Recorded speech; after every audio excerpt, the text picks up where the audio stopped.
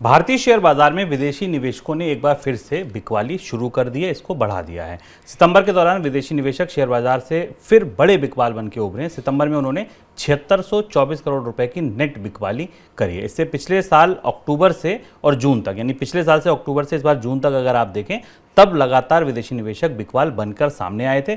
जुलाई अगस्त ये 2 महीने ऐसे रहे जब उन्होंने खरीदारी की, लेकिन ये खरीदारी फिर बिकवाली में बदल गई। सितंबर के महीने में फिर से उन्होंने बड़ी बिकवाली की और यही वजह है कि शेयर बाजार पर दबाव देखने को मिल रहा है। दोनों प्रमुख सूचकांक चाहे सेंसेक्स और निफ्टी, दोनों अपने एक महत्वपूर्ण स्तर था। सेंसेक्स के लिए 57,000 और निफ्टी के लिए 17,000, दोनों उसके नीचे आकर ट्रेड कर रहे हैं। सर, विदेशी निवेशकों का आंकड़ा क्या संकेत देता है, क्या बता रहा है? जैसा शुभम ने आपको बताया कि जुलाई अगस्त क्या बल्कि सितंबर के पहले 2 सप्ताहों तक हमने बाजार में विदेशी निवेशकों की तरफ से निवेश देखा था और ये संभावना इस बात की थी कि सारा निवेश इस दृष्टि से हो रहा है कि फेडरल रिजर्व की तरफ से ब्याज दरों में बढ़ोतरी होगी और उसके बाद आरबीआई की तरफ से ब्याज दरों में बढ़ोतरी होगी।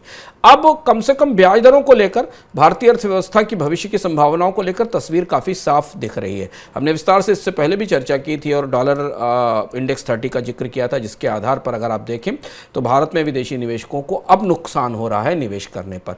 अमेरिकी बाजार में जो बॉन्ड यील्ड्स हैं उनसे भारतीय बाजार की बॉन्ड यील्ड्स की तुलना की जा रही है। रुपए की कमजोरी विदेशी निवेशकों के नुकसान को बढ़ा रही है। रुपया आज भी, हम जब चर्चा कर रहे हैं तो रुपया फिर आज दबाव में है और हमने आज पूरे दिन रुपए को 90, 82, 80, 90, 80, 87 और 82 की तरफ खींचते हुए देखा है।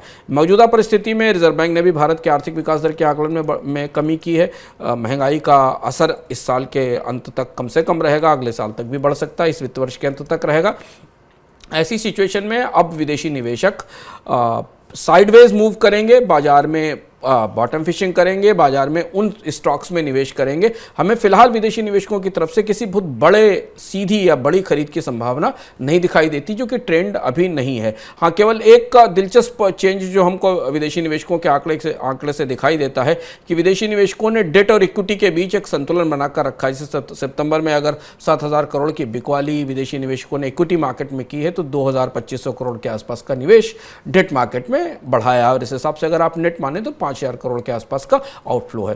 तो अब अगर आप विदेशी निवेशकों का रुख देखना चाहते हैं तो मेरी दिलचस्पी इस बात में रहेगी कि भारत के डेट मार्केट में कैसे निवेश करते हैं, क्योंकि अब ब्याज दरें बढ़ने के साथ डेट मार्केट की गतिविधियां थोड़ी ज्यादा आकर्षक होती जाएंगी इक्विटी मार्केट की तुलना में। तो वहां क्या स्थिति रहेगी और विदेशी निवेशक वहां कितना निवेश करेंगे। हालांकि अगर आप ओवरऑल अक्टूबर से देखें तो वहां अभी विदेशी निवेशकों का निवेश करीब 10,000 करोड़ रुपए के लॉस में या माइनस में दिख रहा है। 10,000 करोड़ के आसपास की सेल्स दिख रही हैं, क्योंकि विदेशी निवेशकों ने इससे पहले के महीनों में, सितंबर से पहले के महीनों में, जुलाई अगस्त 2 महीनों में डेट मार्केट में भी बिकवाली की थी। मई में थोड़ी खरीद की थी, अप्रैल में इससे पहले बिकवाली की थी।